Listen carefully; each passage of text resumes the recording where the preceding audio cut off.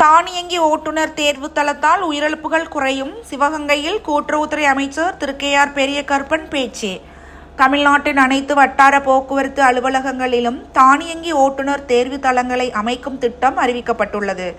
முதற்கட்டமாக 10 மாவட்டங்களில் பணிகள் தொடங்கப்பட்டதில் 7 மையங்கள் தற்போது பயன்பாட்டிற்கு வந்துள்ளன. அவற்றினை தமிழக முதல்வர் மு.க. ஸ்டாலின் காணொலி காட்சி மூலம் சென்னையிலிருந்து திறந்து வைத்தார். சிவகங்கையில் நடைபெற்ற நிகழ்ச்சிகள் கூட்டுறவுத்துறை அமைச்சர் திரு கே.ஆர். பெரியகருப்பன் கலந்து கொண்டு பேசுகையில், மனித தலையீடு இன்றி செயல்படும் இந்த தளம் மூலம் ஓட்டுநர் திறன்கள் துல்லியமாக பரிசோதிக்கப்படுகின்றன.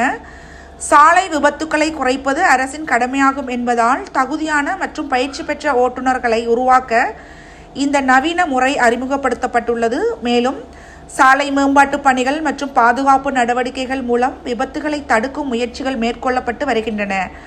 உயிர் சேதங்களை குறைத்து பாதுகாப்பான போக்குவரத்து சூழலை உருவாக்க அரசு புதிய தொழில்நுட்பங்களை கொண்டு செயல்பட்டு வருகின்றது என தெரிவித்தார்.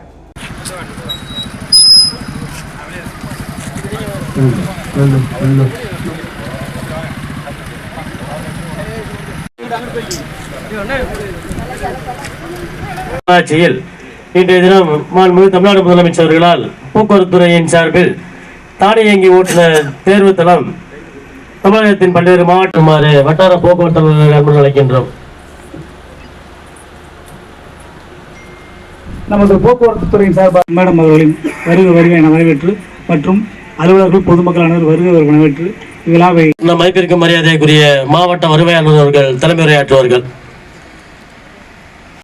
சாலை பாதுகாப்பிற்கு, எதிர்காலத்திற்கு, சாலை விபத்தில்லாத ஒரு எதிர்கால தமிழ்நாட்டிற்கு அது வழிவகுக்கும். தலைமையிலான இந்த அரசு அனைத்து துறைகளிலும் சிறப்பான முன்னேற்றத்தை உருவாக்கி இருக்கக்கூடிய கால சூழ்நிலைகளுக்கு ஏற்றவாறு தொழில்நுட்பம் வளர்ந்திருக்கின்ற இந்த காலகட்டத்தில் இந்த ஓட்டுநர்கள் அவர்களுடைய தேர்ச்சிகளை செய்யக்கூடிய அந்த பரிசோதிக்கக்கூடிய ஒரு பொறுப்பை மனித உதவி இல்லாமலேயே முழுமையாக சென்சார் உதவியோடு செய்யப்படுகின்றது. ஆக இதில் தேர்வு செய்யப்படக்கூடியவர்கள் தேர்வு முறையில் எந்த விதமான தலையீடுகளும் இல்லாத அளவிற்கு தகுதியான ஓட்டுநர்கள் தேர்ந்தெடுக்கப்படுகிறார்கள் என்பது இந்த திட்டத்தினுடைய சிறப்பு அம்சம்.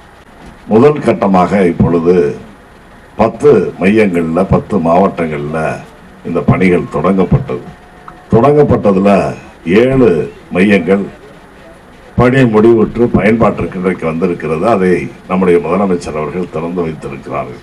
ஆகவே விபத்துக்களை தடுப்பதற்கு, ஏனால் தேவையற்ற அளவுக்கு ஏற்படுகின்ற உயிர் சேதங்கள், விலை மதிப்பற்ற அந்த உயிர்களை பாதுகாக்க வேண்டிய பொறுப்பு அரசுக்கு இருக்கிறது என்ற அடிப்படையிலே தான் இது போன்ற புதிய நவீன தொழில்நுட்பங்களையும் துறையிலே புகுத்தி இருக்கிறார்கள் என்பதை நான் இங்கே நினைவுபடுத்தி